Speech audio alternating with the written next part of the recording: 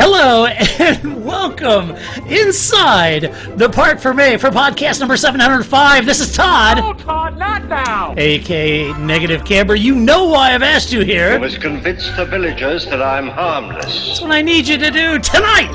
For your kind consideration, we're going to cover the Portuguese Grand Prix. That's what we're going to do. This is an F1 podcast, but it must be said that it is host limited. So apologies right up front. I am host limited on this thing, and I apologize for that. But because this is a host limited podcast, I have to bring in my very dear friend. You know him. You love him. Rick from out of the wasteland. He's bad. He's beautiful. He's crazy. It's... Hello, everybody. This is Paul Charles, the International. It's Paul. Paul, how you doing? That's like I said that myself, isn't it? I'm It good. is. How are you? When I was looking far and wide for somebody that could do a voiceover that sounded like you, I found the right person. Yeah. Because they did that voiceover, and it just sounds exactly like you. It does, yeah. Did you have to go to Essex for that, or did you find someone in Kent? Yeah, no, it was in Kent, actually, because all good things come from Kent. Right. It's crazy, I'm telling you. It is a special place. It is a very special place, as evidenced by our dialogue about Kent. Right. I'm still waiting for the mayor of Kent, or the constable of Kent, or whatever you call it over there in the UK. The Duke of Kent could visit you at some point. Well, yeah, you would think the Duke of Kent would send me a check at least and saying, hey, thanks for bigging us up. Yeah. Who is the Duke of Kent nowadays? He's part of the royal family, right? Is he? There's Duke of Edinburgh, Duke of Kent. I think he was like Princess Anne's husband was a Duke of Kent, maybe. Okay. I don't know. Heavy They live smoker. forever, those people. Yeah. I guess I'm going to have to watch more episodes of The Crown to figure that out. Yes. Oh, my. Paul, did you manage to watch the Portuguese Grand Prix? I did. Yes. I thought I was very interested to see how the Formula One cars were going to do around here and how the track was going to work out on a MotoGP type track. And right. I wasn't disappointed, honestly. I thought it was pretty good. I thought the challenge was great for the drivers. I thought the track looked good from the outside looking in. And I think for the most part, apart from the one long straight, I still think the guys were able to mix it up a little bit and make for an entertaining race. Well, I'm glad you talked about the Algarve circuit in Portimao in Portugal. Well, it's because in the notes you told me, whatever you do, don't not talk about it.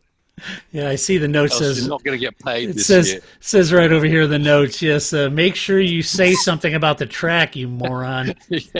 Else you're not getting paid this episode. Right. And we know what kind of impact that can have on finances. I'm telling you. The Algarve circuit, I, like you, Paul, very intrigued to see how the Formula One cars would do on a wildly successful MotoGP circuit. And like you, I was just absolutely elated with it. It is a beautiful circuit. The elevation change was terrific on this circuit. The resurface reminded me because they all walked into this with the hardest. It was the hardest compounds on offer, I think. Right. That Pirelli made, which added to the unknown. They didn't get to test on it.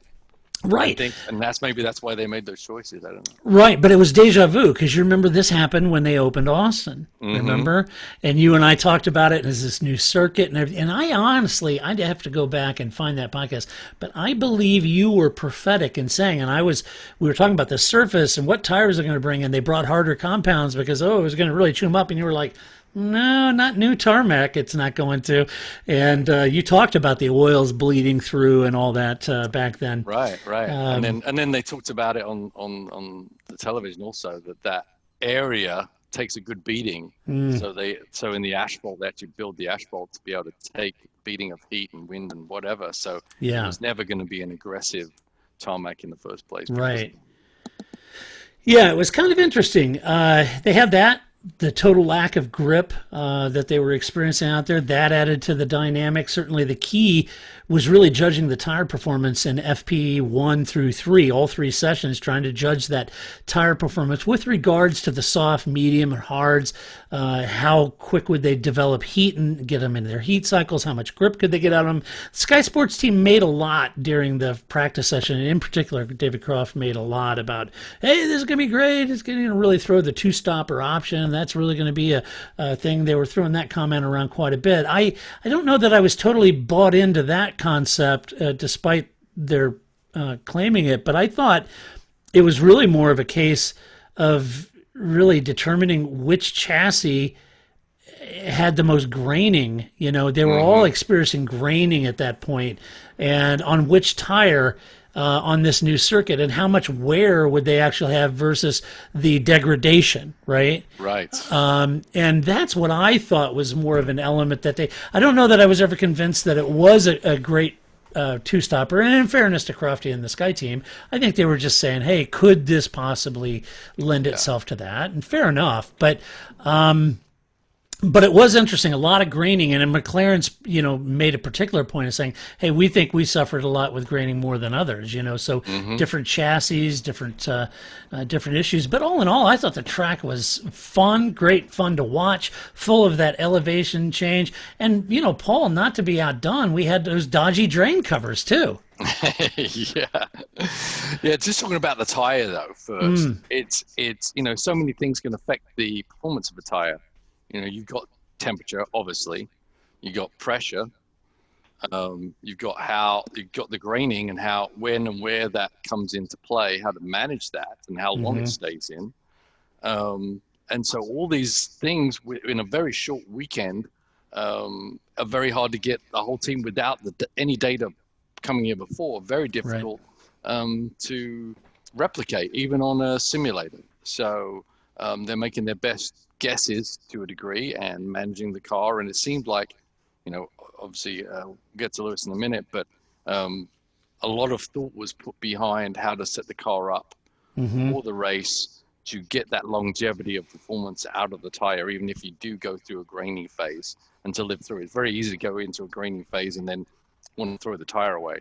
But obviously that costs you lap time and 2 extra pit stops. So you've got to minimize that as much as possible.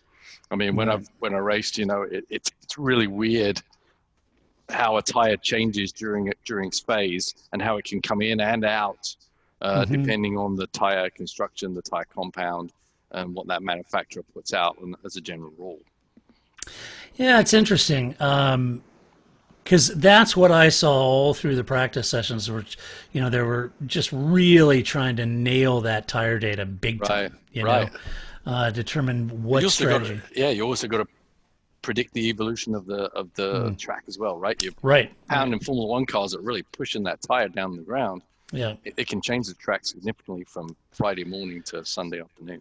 Yeah, I mean, there's some, there was some commentary in Sky that they would use the term they were cutting in a line, and but to that point they really are, they're chewing that tarmac and they're going through and really developing a line through those apexes, that would have an evolution to that track over time, and then. All that significant downforce, that significant speed, all of that playing into the dodgy drain covers, which Vettel lifted one. And it wasn't just a drain cover, but, Paul, it is I think, a real tangible example about how many things in life can be solved with a piece of PVC pipe and a bag of Quickcrete. They can. It's like that and some duct tape, and you're all set pretty much. For I mean, I'm thinking the only thing the only thing they were missing is a little bit of Flex Seal. Hi, Swift here for Flex Seal. I know it just hasn't got flooded Europe yet. I know. Definitely, they wouldn't have even thought about looking anywhere else. But Flex Seal, Flex would have fixed it. Tape, Flex Liquid. I don't know. He's got everything's Flex right now. Flex Sponge. Everything's a flex something. Yeah, so that was interesting. And then I think you and I are very much in agreement here. This may come as a bit of a shock to listeners, longtime listeners, but you and I being no fans of DRS, we both felt that the DRS zone was arguably too long. Oh, for sure. Yeah. Yeah. It made it life too easy. Not so easy for Lance Stroll apparently, but in general, it was really easy. Wait, for who? I want it now! What's the matter with those twats down there? Yes. Poor Yeah, Lance. I know. Yeah, he went straight to the bathroom after that one. That was not good. Well, let's Not talk about Miles the out race. there giving us the updates. Yeah, Yeah, you want to talk about the race? Let's do that. yeah. Let's do it. Shall we? Let's do it. All right, let's go. That's what we do here. It is what we do. You know how we do this. We watch one, then we talk about it. Then we watch one, then we talk about it. Come on, Todd. That's exactly what we do. Yeah, come on, Todd. Let's do All right. Yeah, everybody's at home. I'm thinking, Stop yelling at Todd. really, give me a break. All right. First up, big moment at the Portuguese Grand Prix. Lewis Hamilton winning. Took P1, his much seasoned now veteran Valtteri Bottas in P2. Ultimately, the strategy to start on the mediums was, in my mind, Paul, little bit of a gamble in that sense. But on the flip side, maybe not. Your Mercedes, they measure twice and cut once over there. But I was thinking, gosh, is that a little bit of a gamble? It seemed that it might possibly wreak havoc on the race at the very beginning because there was this slight drizzle that coupled with the harder cold compounds that they had on at the start. And I was thinking, oh my gosh, they're getting past. This could be their undoing, with Lewis losing 3 places right at the start, including the lead to his own teammate. And I thought, oh my gosh, this is going to be, pretty tough. But the soft-shod McLaren and the Red Bull made life difficult for it at the start, with Carlos Sainz passing Lewis as well. But thanks to the dust-up with Perez, Max wasn't able to capitalize on that initial soft tire advantage they had, right? But Carlos was. Had Max not had that dust-up, he may have been way out front. Not way out, but he may have been out front. Yep. And but he was then still behind the Merc duo.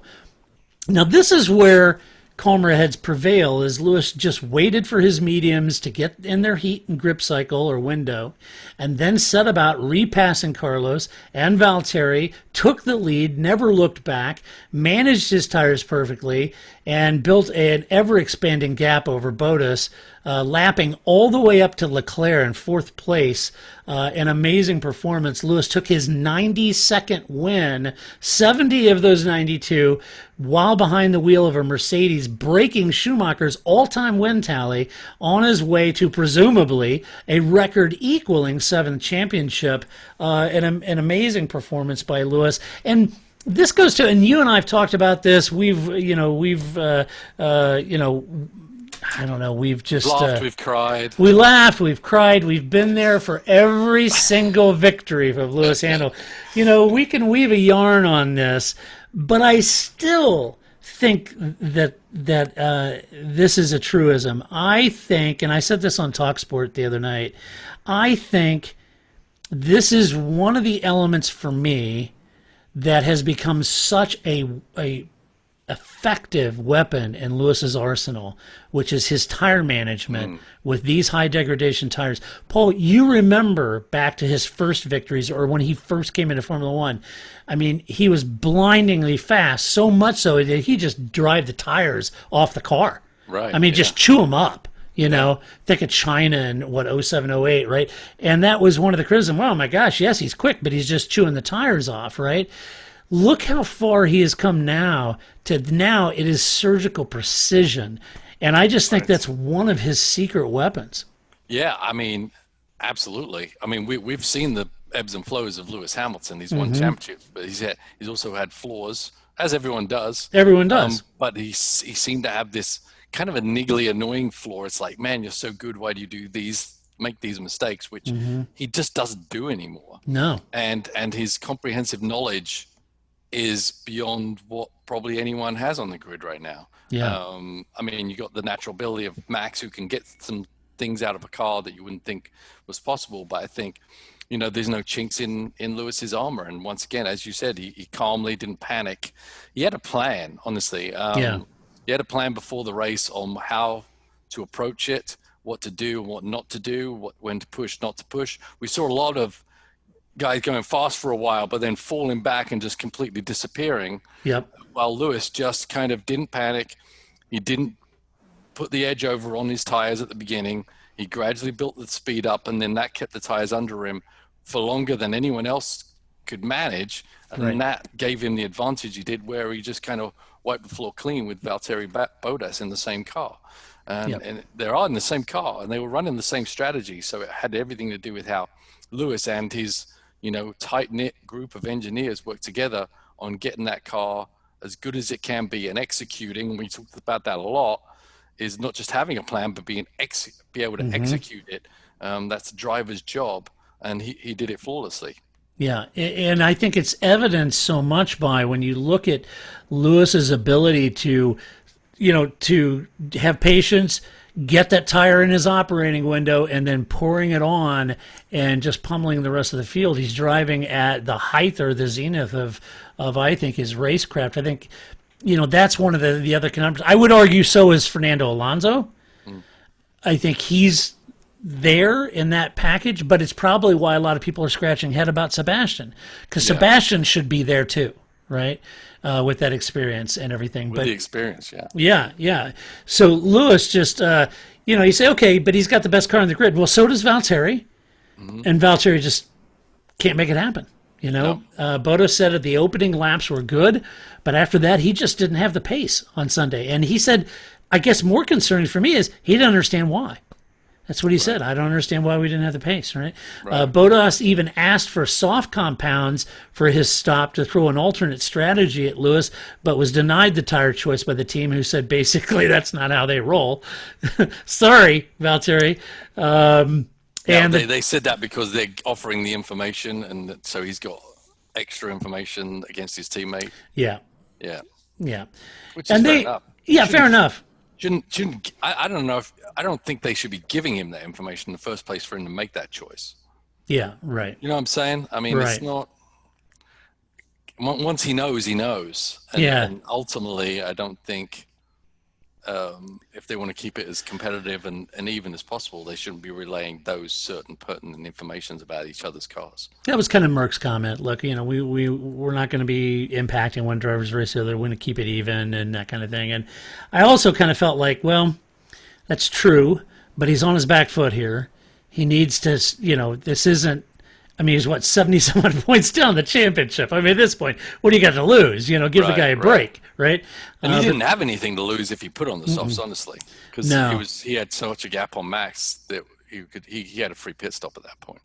Yeah, the team said they were surprised. Andrew Shevlin said they were surprised how well the medium compound hung in there during the race, and they went longer than they had ever anticipated going the medium. And I think in that case, too, I think the better justification for not putting Bottas on softs is because they were said, look, the softs, honestly, they weren't the tire to be on. Right. It was really the mediums. Right. And that's why they went to the hard compound, because the soft they feared would put Bottas in a spot of bother. Could have done. It could have done. Yeah, the softs weren't really working for most people, were they? Yeah, they really weren't. But I think the only guy that really made the softs work was Gasly, honestly. Yeah, right. So a fantastic result for Mercedes, a 1-2. As I said, Lewis Hamilton, if you were going to win your record-breaking 90-second win, what a way to do it. Yeah. Lapping almost the whole damn field, lapping up to fourth. Just fantastic result from him. And it certainly puts him amongst, on the all-time win records. Whether you like Lewis or not, you won't have a discussion in Formula One about the greatest of all times without him being in that conversation. Right. You just won't. Yep. He's there. Yes, past eras, different point system, different number of races, different cars, lots of different variables. But like all the times I've had a conversation about the greats of F1, my personal favorite, Jimmy Clark, certainly Senna, Prost, Schumacher, Lauda, Stewart, all of them, Fangio, they're all in there, but you're talking about all of them. Lewis will be in those conversations. It has to be, yeah. Yeah, absolutely. Let's talk about Red Bull. Alexander Albon, P12, Max Verstappen, P3. Max may have had a shot at getting around the Mercs, Paul. If he hadn't gotten tangled up in that first lap incident with Sergio Perez, because he was on the soft. Now, hindsight's 2020. Team said that was probably not the tire to be on, but it did work for Carlos, and it may have been enough for Max to get out in front, judging by Sainz's pace, right? And that soft shod cars had an early lap advantage, and that's sometimes, Paul, I kind of think, would it have worked? I don't know, but sometimes that's just the slightest of windows that a guy like Max needs and can sometimes exploit that for a great result. Yeah, I mean, if you get in the mix, you can shake things up, right? But if you can't even get to the McLaren, the Mercedes, then you can't change anything that the Mercedes team are doing. I certainly think it could have mixed him up enough to at least give him a shot at second. That's what I thought. Right? Yeah. But actually, that's what I picked in fantasy. I picked Lewis for the win, Max second, and Bottas third. Yeah, I didn't pick anyone because I figured I would score enough points just with my team to get predictions. So yeah, I just started watching the beginning qualifying. I was like, dope. Can I still get it in? It's still Q1. No, it didn't work. No fantasy predictions for Paul. And actually scored fairly decent points considering that. Yeah, I know. But actually moved up. So God, no, I'm sure I probably would have been probably first in the world if I'd have been able to predict. Well, of course. Well, you'd have done a Skip Williams on us. Jumped 11 freaking places in our fantasy league. Stunning. I mean, he's nipping at my heels. He's like the Kimi Räikkönen of Lost. It's amazing. Choice, Yeah, it's amazing. But yeah, absolutely. I mean, you got to mix it up. You get side by side with the car. You make them have to worry about something. Yeah. You change the complex of a race, but if you never get there, then they're able to execute their plan. Well, if anything else, Paul, when that happens, you instantly put Mercedes in a defensive mode, not an offensive mode, right? And that's a different strategy. Yep. They weren't worrying about undercuts, overcuts, and everything, but they weren't really worried about anything at that point other than which one of their drivers was going to win the race, I suppose. I think that was obvious, too. Anyway, Max recovered from the clash, but never had the pace to run down the Mercs ahead of him, and he settled for third. Now, for Alex, while he was officially on notice this weekend, Paul, by Christian Horner, no less, he dropped several places at the start, struggling with tire temps and a poor start. He had a poor start. Alex tried the two-stopper, following Crofty's advice, which was a slower strategy and perhaps a gamble by the team, but he was on the soft compounds, which wasn't the preferred tire choice. Alex also got caught in the DRS train, he said, which made life difficult for him, but it also may not have done anything really, Paul, to solidify his future at the team, and it's unfortunate. Just not delivering. Saturdays are killing him, too. Yeah, I don't know what to say about him, really. I mean, the Red Bull was not a good car on the straights anyway, even with DRS open. And so running a two-stopper just wasn't going to work for him because he had to pass a lot of cars to rejig it. And he is a good passer, but he's just not getting the job done. I still question whether it's Albon or the structure that Red Bull run within their team that destroys drivers instead of nurtures them. Right.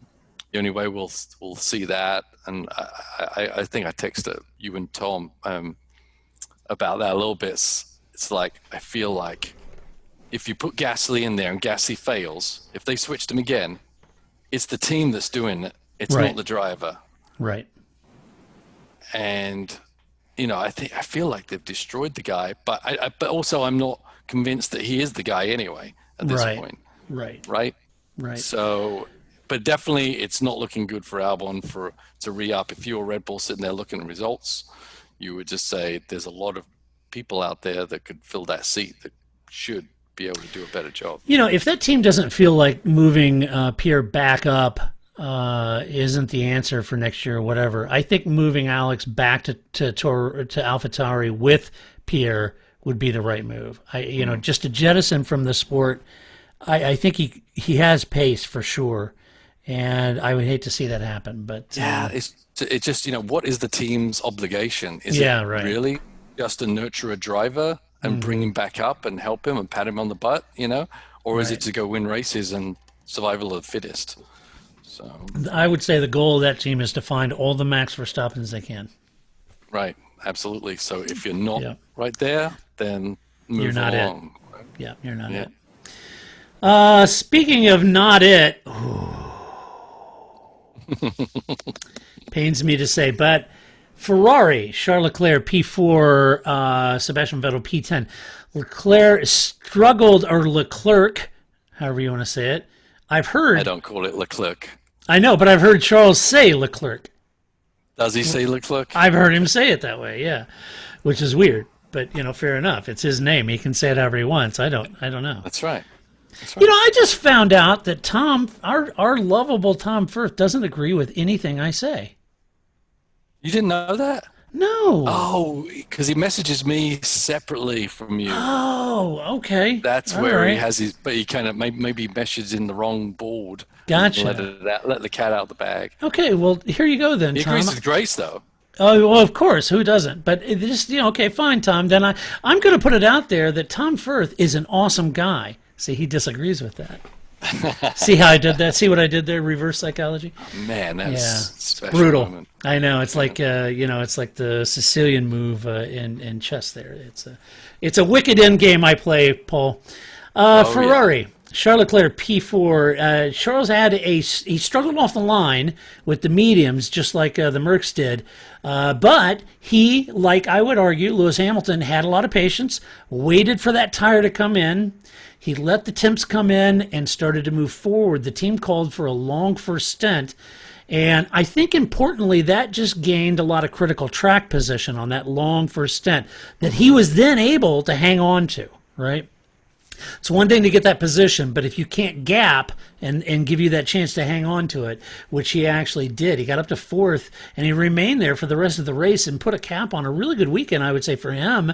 And, look, I'm a Ferrari fan. I'm going to be a little biased on this, but I got to think in some sense gives the team maybe a little endorsement that whatever upgrades they're doing to that car, maybe they're helping.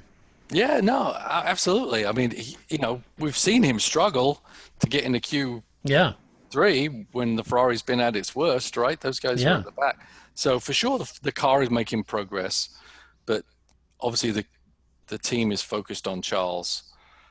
So whatever that progress is made, it's really to his skill level or skill set or biases to how he drives the car.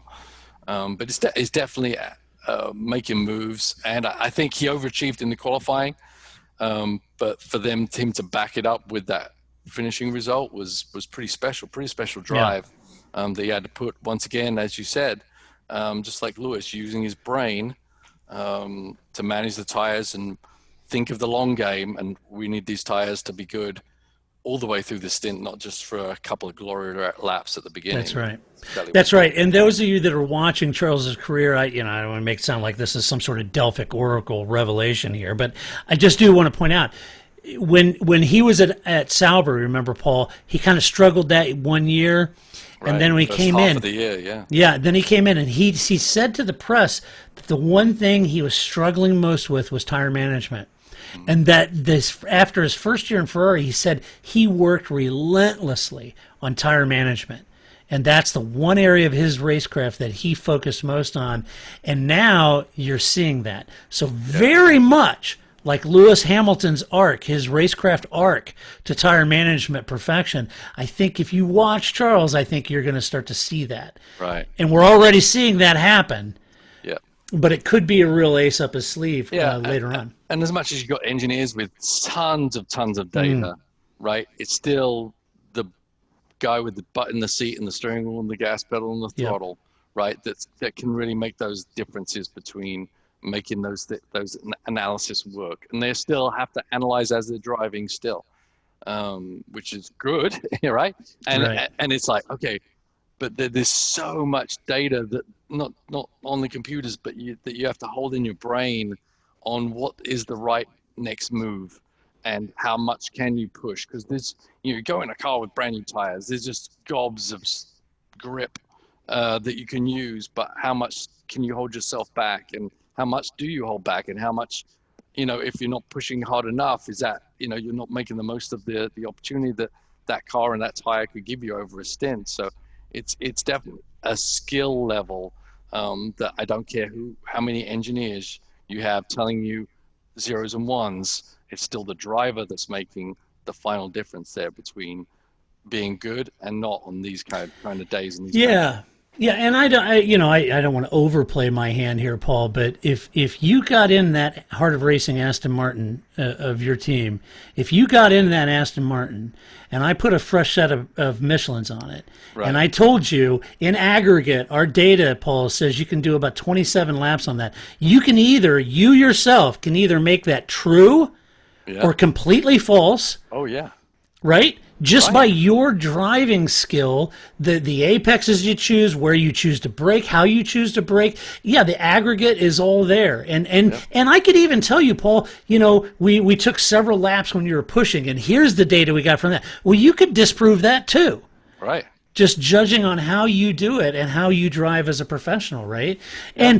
And most importantly, I got to think in your team in particular, how Ian James, how Roman, how they actually drive and how they manage that tire, leave the tires, all of that is in play in endurance racing in your world for sure. Yeah, absolutely. Yeah. And you can take that car as soon as it gets over that tire peak. It'll never come back to you. So I know, some people, that guy's a wanker or whatever because he's going slow right now. Everyone's trying as hard as they can, but they may not have got that right. And they've taken the life out of the tire too early, and they're floundering with grip, and you can't add grip once it's gone. Right. But that's all part of, which I loved about endurance racing. Right. Was all part of the big picture, and seeing the ice, seeing in front of you, seeing how everything evolves, and having the patience to know that it does evolve, and whoever scientist went past you, that he's going to be backing up pretty darn quick. So don't panic, don't go chase it, Right. And that's exactly, I think, what some of these guys have really honed their craft. I think Charles Leclerc is doing a great job of it.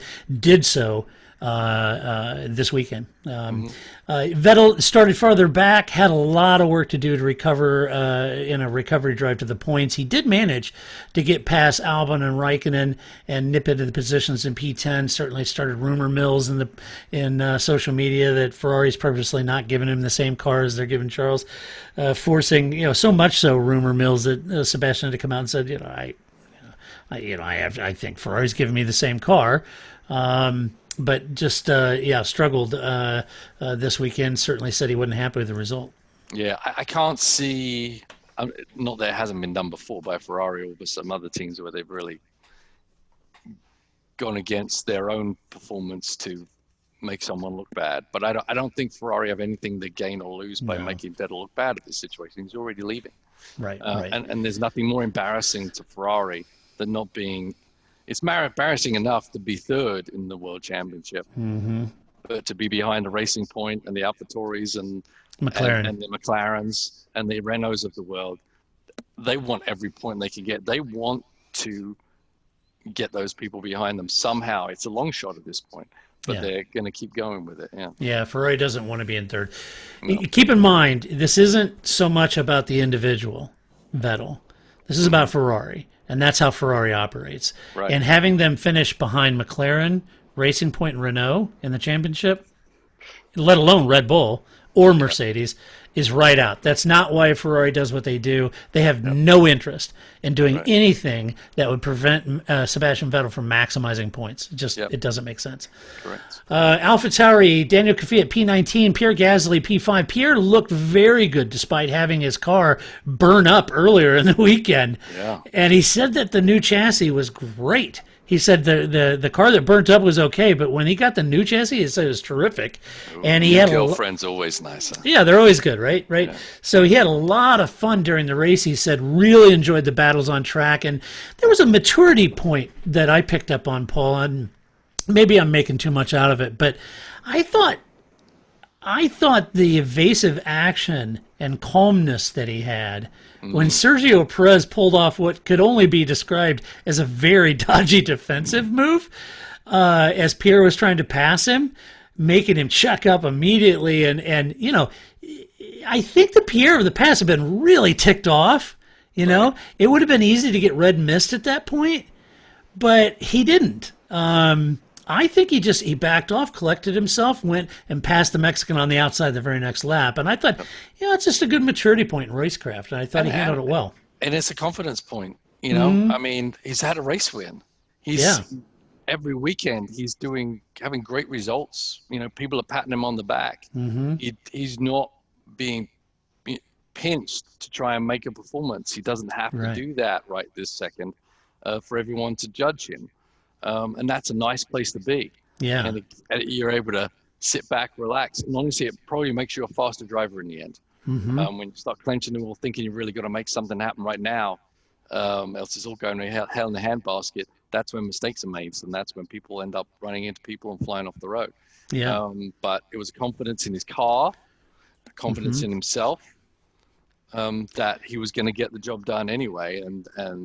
But as you said, a maturity on not flying off the handle and letting your anger and emotions affect what the situation really is. Right. There was no sense of desperation. You know, very much like Lewis Hamilton. Yeah, he dropped down to third from pole position. Not going to panic. You know, let the race come to him. I think that's what Pierre did. Overall, a great race, and he's now delivered more points for that team than any other driver. Yep. It's a great result. Kvyat had a tough day, and it wasn't helped by the penalty for repeated track limit infringements. That set him at the back. The penalty, coupled with a two-stopper, put the nail in his race coffin effectively, and he was at the back of the field trying to move forward. So not a good day for Danny. Yeah, I think he's on the other end of the spectrum at this point. Yeah. He's got a lot of pressure on him to keep his seat this time, and he sees Gasly performing so well. Yeah, and so he's pushing harder to try and make it happen and trying to make things happen that maybe possibly can't. You know, me and out of bounds penalties, and I hate a lot of them, but that just kind of shows you he was over driving and trying to make things happen to try and get some kind of result and trying to get some momentum. You know, in how people look at him on the grid. Right. Let's see, McLaren, Carlos Sainz, P6, Lando Norris, P13. McLaren looked to be in the pound seats at the start of the race, with Carlos moving up to the lead and Norris well into the points. But as the heat cycles finally arrived in everyone's tires, the McLaren started drifting backwards into what I would say is probably more realistic territory for them. Carlos began to struggle with graining, said that the team struggled with it more than most of the other teams. This sent him backwards, but he did manage to finish P6, and that's a critical move for them with regards to the battle for third in the Constructors' Championship. Very important that Carlos stay up there, and he did. It was a great performance once again by Carlos. Yeah, definitely. I mean, to beat the Racing Point, that's it, right? Beat Racing Point. That should be their motive every single weekend. Right. And yeah, it didn't look good for him. It looked great for him at the beginning. Yeah. Not so good. He was falling back like a big stone. But to get that result in the end, I think was very, very important, especially since his teammate couldn't score any points in the end. So Carlos Sainz, you know, every week he's consistent. He's good. Yeah. Yeah, I don't know what to say about how the McLaren reacted to the tire. You know, that I think that's a team issue that they didn't get around. Yeah, because everyone's driving the same tire, right? And as you said before, that certain cars are going to have different effects on the tire, and there's no way of reversing that on a weekend. Right. Yeah, very tough to do. Well, speaking of Lando was doing well too, until he got tangled up with Lance Stroll and then had to pit again for a slow puncture, and this put him at the back of the field struggling to find the points. Lando says he has no idea what the heck Lance was thinking. That makes two of us, Lando. Yeah. It was weird that he went to the outside, but I don't know. There was some other passes made that guys were able to work together and get round that corner together side by side. So I think it was a close run thing, just like the Vettel and Perez thing as well. I'm not like completely against Lance on this move, you know, because I think honestly, if he'd have pulled it off, people have been like, wow. You know, if Lewis Hamilton had made that move and made it work, it would, and it was very close to making it work. But I don't think Lando wanted him to make it work. Right. right? And Right. you don't. Everything's measured by very small amounts between cars in those situations, and you can choose or not choose to let your car scoot out just that little bit and see what happens. No one likes to be passed on the outside. No, no. And I can tell you from the Charles Lee biography in racing, I don't remember anyone passing me on the outside without there being something happen. Yeah. If they made it while still on two wheels on the grass. But Right. that's like the worst thing anyone can do is pass you on the outside. So I think Lance was a little off for sure, but I'm not going to castigate him for it, honestly. So when Ian put you on the wall, were you trying to pass him on the outside? Could have done. Yeah. I was telling the guys at Road Atlanta, I said, one time I was racing at Road Atlanta and I passed a guy on the outside going in turn one, and you put yourself in a vulnerable position, right? And, as we come up the hill, boom, he just knocked my left rear and I spun off in the gravel. And, I was just as angry can be at that guy. But like a day later, I'm like, it's my fault. Not that he hit me, but it's my fault. Put myself in a vulnerable position where someone can then choose or not choose to eliminate Give you room. Right. Yeah. Right. So you got to make the move decisive, unless you really are dealing with a good friend of yours that's not going to try and take you out. And I don't think there's many friends on the grid of Lance Stroll. Yeah, right. Well, speaking of Racing Point, Sergio Perez, P7th, Lance Stroll at DNF. Sergio spun off after having a very good start, and the spin and resulting pit stop for new tires put him at the back of the field. Now, Perez was then forced to engage his superpowers, which is tire management, and go for a long run, which got him all the way up to 5th. But on worn tires, he lost a couple places towards the end, Paul, and that relegated him to P7, but certainly the viewers in F1 at F1.com voted him driver of the day, a worthy recipient for sure. Yeah, I mean, that was a silent stint that was phenomenal. Yeah. I mean, I was watching it every lap on his progression and what he did on that long stint with those medium tires. He did it, there was no cameras on him. He was 20 seconds back, but as we know, and we've seen so many times, Perez just knows how to manage tires. I don't think there was anything that he could do once they switched the tires with that tire choice. Maybe I was expecting more miracles from him, but in the end, the tire just was a bad tire for this track, so it's not much he could do about it. But I think what he did in that first 2/3 of the race was a phenomenal job on the tires and with pace. I mean, you looked at him; he was at the back of the pack. I mean, there was a lot of good drives that happened, and I'm just like even more so than the Lance and Lando incident. I'm still more inclined to think that Max Verstappen knew exactly what he was doing when he took Perez out when they clashed.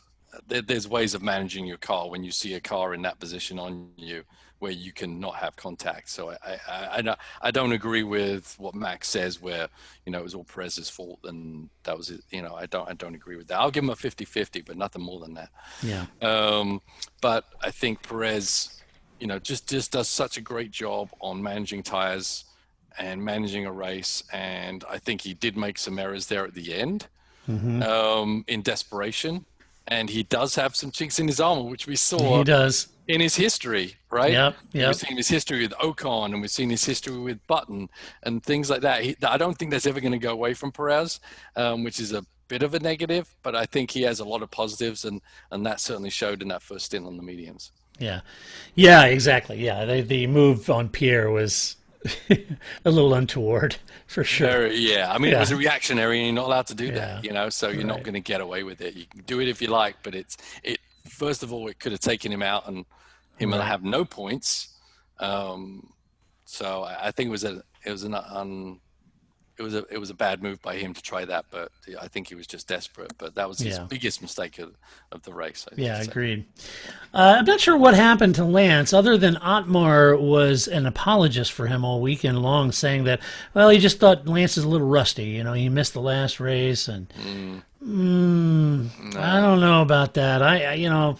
I don't know. To be honest, the penalty for hitting Norris and then another penalty for continuous exceeding the track limits had him in last place, and then the team retired the car with damage. If I'm honest, as ragged as this weekend was going, I would have boxed him at that point and said it was damaged too. You know, Right. He just seemed to be out to lunch. And you and I talked before the podcast. I think we both are in agreement. I'm not so sure he was ready for prime time if the COVID still wasn't with him, or at least keeping him dull. And here's the problem I have with that. It's all well and good to say that you're the owner's son and your butt needs to get in the seat and he doesn't have a fever and all that. Okay, fair enough. And maybe he got a negative test and all that. Okay, fair enough. And Otmar making excuses. Oh, he's just a little rusty and all that. Ladies and gentlemen, this team is trying to go for third place in the championship.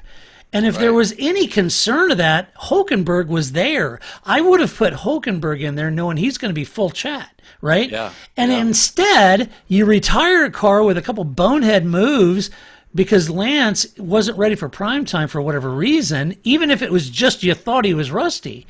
Okay, but it's third in the championship. It's worth millions of dollars. There's only 2 points between them and McLaren. I just think that's a bad error. It is a bad error, but it's the dynamic in the team, right? Your daddy owns the team. It's, when he wants to drive, Lance is kind of used to getting what he wants, quite honestly. Whether it's, if you're literally a team making a logical decision, I think the decision would have been for Lance to sit out another race because, the COVID, the coronavirus, no one really knows its long-term or short-term effects, even after you've recovered, per se. Just from the people I know have had it, etc. It's not just like you've recovered. As you said, I've got negative test, I'm good to go. It still has lingering effects on you, and it was awfully quick when you think about it. From being missing the race, literally showing positive at the last race 2 weeks ago, to being back in the Grand Prix. I think it was a bad move, but I think it's all to do with the dynamic, and the daddy owns the team, and Lance gets what he wants most of the time. But so which is the same for them. Yeah, you can say, well, Perez is only out when. Yeah, but everybody's different. That's what we're finding about this COVID too. I know people are completely asymptomatic, but it's never have any ideas, and it's then the other gap people between when did you recover to when do you race next, right? And there's no way in that 2 weeks. It was 2 weeks, right? Yeah. Where Lance supposedly got it at the previous race to being back on the grid. I think that's a much shorter span of time than Perez had to deal with. Yeah. I don't know what's going on there, but third in the championship is worth millions of dollars, and I was a little surprised they would do that. And they even had Hulkenberg there, so they, the whole thing with Racing Point, they're late in announcing that he actually had COVID, and that whole thing seemed to be. I mean, one could argue they were obfuscating the whole thing with kind of weird wording of the press statement and everything on that. Then to go into this race, I thought, well, if he's better and he's ready to go, why exactly do you have Hulkenberg there? So I kind of, in my head, I'm thinking they kind of knew. I'm kind of thinking, because they went to the length of bringing Hulkenberg to the track. He was there. And I'm thinking they kind of knew that maybe he wasn't at 100%, and they put him in there anyway. I don't know. It's weird. I'm just speculating. I don't know that. Yeah. All right, Renault. Esteban Ocon, P7. Daniel Ricciardo, P8. Ocon shows up.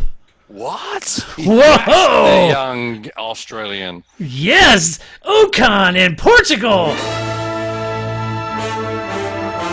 Yes! Boy. Into the dragon. That's it. Renault have been making good progress of late, but Ricciardo lacked pace to keep up with Gasly and Sainz, and that's just a true statement. And while Pierre wasn't a huge issue, losing valuable points to that McLaren of Carlos Sainz is a big issue, and that's not helping the team and the Constructors' title. There's only 6 points between Renault, McLaren, and Racing Point for third, and I just said it's worth millions of dollars, and it is. So that wasn't helping situations. But on the converse of that, Paul, Ocon had a much better race, and he ran an amazing 53 laps on those medium tires, and that was a really good sign of his tire management. as he gained some serious track position on that, and then even put some gap to protect that track position after he boxed for softs. Unfortunately, he took on the softs, and if he had another option, which he didn't, he had to take softs. He was out of tires. He may have finished maybe higher than that, but it was good to beat Ricardo anyway. It was good to beat Ricardo. Yeah, I honestly, I was wondering. It was getting so late. I was like, is he just gonna put tires on and just drive across the start line? I think that might be a rule now that you can't do that. I think Schumacher may have done something like that. Right. But it went really long, and the pace really wasn't that bad at that point, even when he pitted. But he has to pit because he has to change the tires. Right. And even so, those softs just don't light it up like you would think it would, and him make big gains. I mean, he made gains, but they weren't good enough, and they were just tricky enough to get right to really reap the reward of that long pace. But he still reaped a pretty good reward, which is beating Daniel Ricciardo, which is absolutely something he needs to try and start doing more often. Well, quite honestly, it's about time. He's just been kind of quiet this whole season, and you and I have talked about that. I mean, he was so dynamic at Force India, and you were expecting him to hit Renault and really light it up. And now, who was having a bet with me that Ocon was going to clean Alonso's clock or something? I can't remember. I need to make sure I firm up how much money I bet on that one. He's not lighting it up. He's doing a decent job, but he's not the next coming either. No, and it is Alonso. Yeah, that's different breed of cat. Let's see, Alfa Romeo, Kimi Räikkönen, P11, Antonio Giovinazzi, P15. Kimi had the best start of everyone on the grid, jumped all the way from P16 to P6 at the start. That's 10 places. Kimi was the only driver who had a free choice of tire who actually chose to go with the softs. And when he boxed early, he was at the back, but then he came back through to the points. But Vettel just pipped him at the very end and for that final point, and he just missed out on the final point on offer. And that's a shame because Kimi was running into the points for most of the afternoon.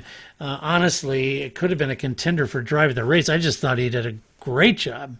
He did a great job. I mean, those opening laps, it was like the track was completely wet. Yeah. But I was watching the in-car camera and seeing how he warmed up the tires and how he worked the whole system. He focused big time on that warm lap on his rear tires. And what he did on that opening lap was drive nearly a rain line, basically squaring the car off on the exit. So the car is as straight as possible coming off the corner. So he was launching. He had the rear tires working for him. And a lot of the guys he was going by were doing traditional lines through the turns, but their fronts weren't coming in properly, etc. So I think that was a key to what Kimi was doing. He was able to get a lot of traction out of the rear tires, both in acceleration off the corner, and then he could actually go pretty deep and wide in the corners, in the braking areas as well. So it was really smart. And obviously a guy that's driven more Grand Prix than anyone else, you would think he'd have a couple of smarts in there, but he's very, keeps it down and down low right there. But just from what I observed, that's kind of what I have a feeling he did that gave him that advantage. And obviously he saw the gaps and chose them, and it was opportunist, but I think he also earned himself those opportunities with what he did in the warm-up lap and how he drove the corners in those first two laps. Yeah, now you say that, Paul. I go back. I didn't watch the warm-up lap, the formation lap, but I watched the first lap on board, and it did really look like that. It was the acceleration out of the corner where he was getting so much traction, and really gaining a lot of positions in that. It was really good. Let's see. Giovinazzi, he had a good battle with George Russell, fell short to George, did he? But, it's suffice to say that George Russell is a highly motivated character this weekend in the paddock. But also, in Giovinazzi's defense, his radio stopped working. He had no communication with the team at all. And as we know in today's day and age, that's pretty difficult to do in Formula One, to not have that communication. So it's down in P15. Is where he ended. Speaking of Jorge Russell, Williams F1, down. Can I do this? No, We don't know who the other people sound like. We've never seen them. No, I know. Did you? They're in I the said grandstands, that. apparently. Yeah, I said a comment that, no offense to the folks at Doralton, but you've horribly, I think, mismanaged your acquisition. Being completely hiding from the press and not having any comments, that's not helping anyone. No. You know? And sitting over in the grandstands watching your team race, that's, I don't know, that's a lot of money just to buy tickets to go to a race. Yeah, right. Color me reactionary. Front row. Yeah. It's a little weird. So anyway, George had a good start, ran a long first stint for critical track position, was in the points, and he drove like a man who is on the chopping block at the team, which were the rumors all weekend long. Now, he's got a contract for next year. I don't know if any of that's true, but that's what everyone was talking about, that he may be on the chopping block. And he fell out of the points, but he did manage to stay ahead of Giovinazzi, so that was good, and a good race from George. Yeah. I thought he had a really bad pit stop. He did.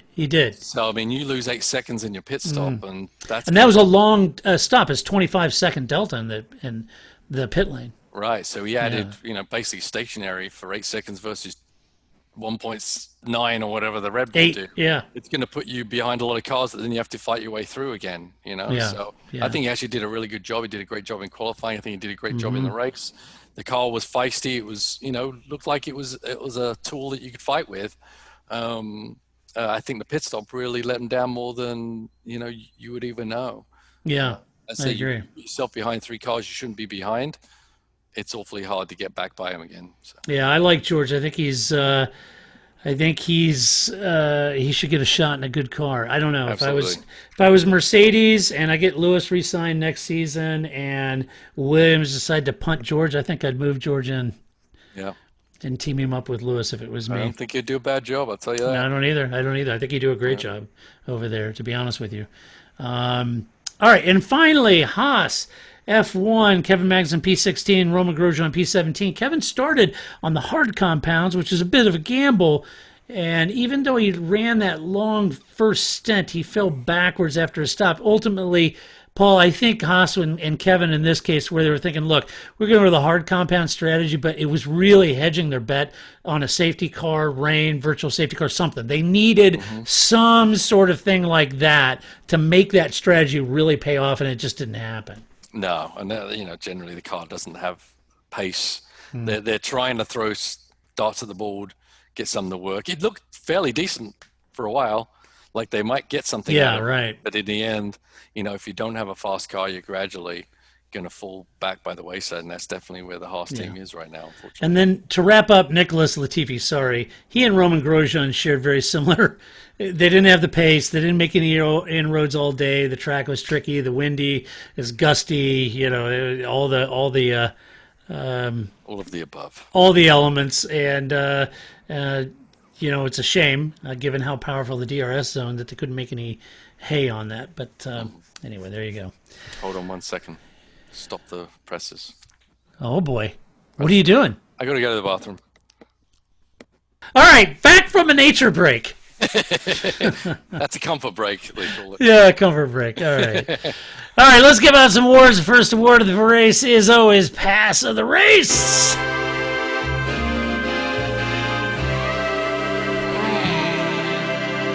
All right, Paul, who'd you have pass of the race? Well, definitely not Lance Stroll. No. I'm actually going to give it to Kimi. Okay. But not for that first lap.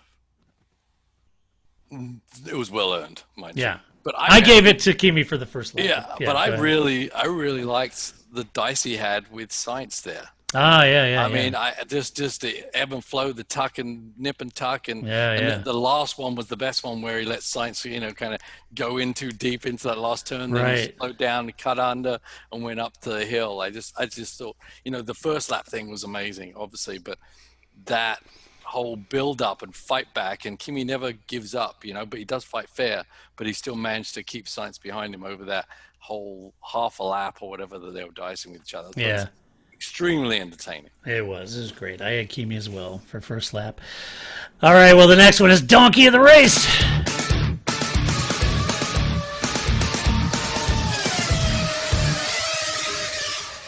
All right, Paul, who'd you give it to? I'm giving it to the outside pass by the Racing Point. I'm going to go send a message to Otmar and say, just tell you guys just not to try it. It just doesn't work out for you guys. But Right. two Racing Points trying outside passes, both getting taken out. I think maybe they need to call it a day on that kind of heroics at this point. Right.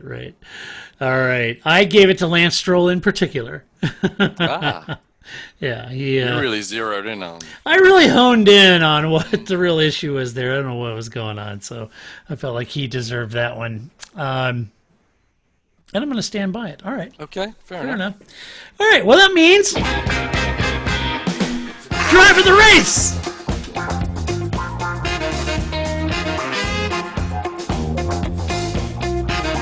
All right, Paul. Who'd you get? It's a little better music than the intro. What? I can get into that one. You can't get into this? No, I don't know. I just don't dance around on that. Okay, fair enough. So anyway, so change it. I will. So driver of the race, I am going to give it to Perez.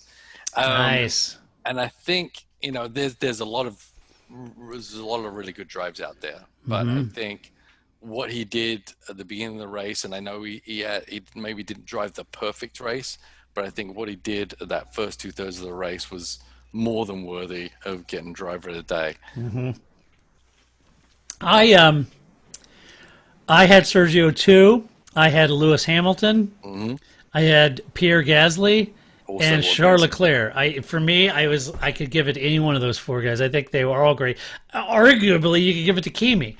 I thought he had a great race, but I mean, Lewis did a fabulous job. 92nd win. How can you not give that? The fans voted Sergio, absolutely. But I'll anchor it with Pierre Gasly. I just thought he had a great race. Great result in that car. So Yeah. I mean, That's what I'm it's going doing it with. week after week, and it was very impressive for sure. that's it. All right. So, all right, Paul. I'm going to do mailbag questions next week. All right. Okay. I'm going to postpone that because I do have a programming note for next week. We are going to be a day late, right? Are we? Are we? Yeah. I don't 'Cause know. you said- I thought you were bringing in Hulkenberg. I could bring in the Hulk. Yeah, you know, it's a substitute. Yeah. as a sub. Yeah, exactly.